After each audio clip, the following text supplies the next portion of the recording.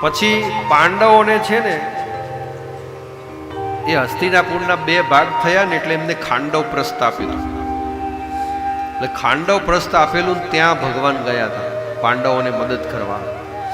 ત્યાં ઘોર જંગલ હતું. એ જંગલની અંદર એક રૂપવાન સ્ત્રી તપ કરી રહી હતી. એટલે વનમાં અર્જુનને 2 ગયા હતા અને અર્જુને એ સ્ત્રીને જોઈ એટલે ભગવાનને ઈશારો કર્યો કે આવા ઘોર જંગલમાં હિંસક પ્રાણીઓ રહે છે ને કોણ આવી રૂપવતી સ્ત્રી છે કે જે તપ કરી રહી છે. તો ભગવાન કૃષ્ણએ કીધું જા એની નજીક જઈને પૂછીએ કોણ છે. એટલે અર્જુન પૂછવા ગયો કે દેવી તમે કોણ છો, કેમ આ રીતે તપ કરી રહ્યા છો, આટલું બધું ભયંકર તપ કરવાનું કઈ પ્રયોજન?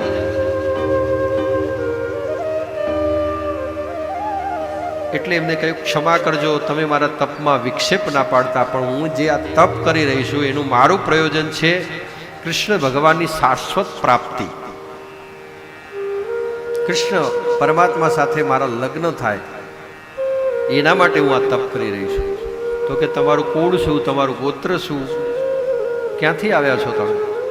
એટલે કે હું સૂર્યનારાયણની પુત્રી છું અને મારું નામ કાલિંદી છે.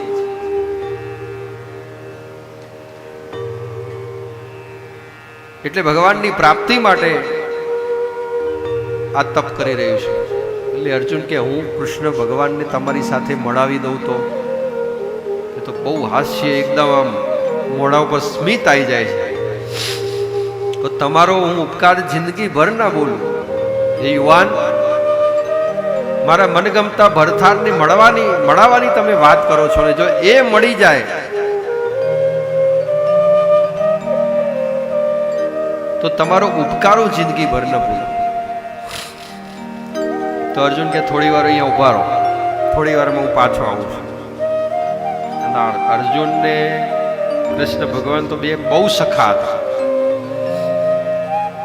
હસી મજાક પણ એવી કરતા, બંને સખા. કૃષ્ણ ભગવાન પાસે આવીને અર્જુન કહે છે કે ભગવાન, શુક્ર તમારો બહુ પ્રબળ થયો છે હો.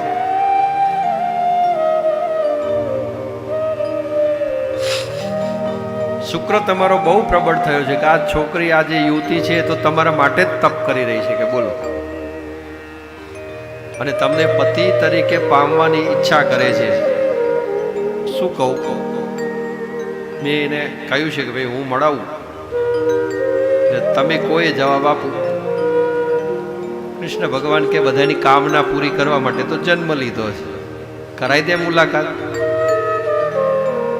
એટલે કાલિંદીની અને કૃષ્ણ ભગવાનની મુલાકાત અર્જુન કરાવે છે. અને એવી રીતે કાલિંદી સાથે ભગવાનના 4થા લગ્ન થાય છે. બોલો શ્રી કૃષ્ણ કનૈયા લાલ કી જય. પછી ઉજ્જૈનની રાજકુમારી હોય છે, એનું નામ હોય છે મિત્રવૃંદા. અને એમના ભાઈએ એનો સ્વયંવર રાખ્યો હોય છે. અને એમના સ્વયંવરમાં કીધેલું હોય છે કે તારે માળા જે છે ને દુર્યોધનના ગળામાં જ પહેરાવાની. એટલે બધા રાજાઓને જોતી આમ આવે છે ને એમાં જ્યાં કૃષ્ણ ભગવાનનો નંબર આવ્યો અને કૃષ્ણ ભગવાનને જ્યાં એ નૃત્યવૃંદા જોવે છે એટલે કૃષ્ણ ભગવાનથી એની દ્રષ્ટિ જ હટતી નથી. અને ભગવાન પ્રત્યે એટલી મોહિત થઈ જાય છે કે સીધી વરમાળા કૃષ્ણ ભગવાનના ગળામાં. બોલો શ્રી કૃષ્ણ કનૈયા લાલ કી જય. એમ ભગવાનના 5મા લગ્ન થયા.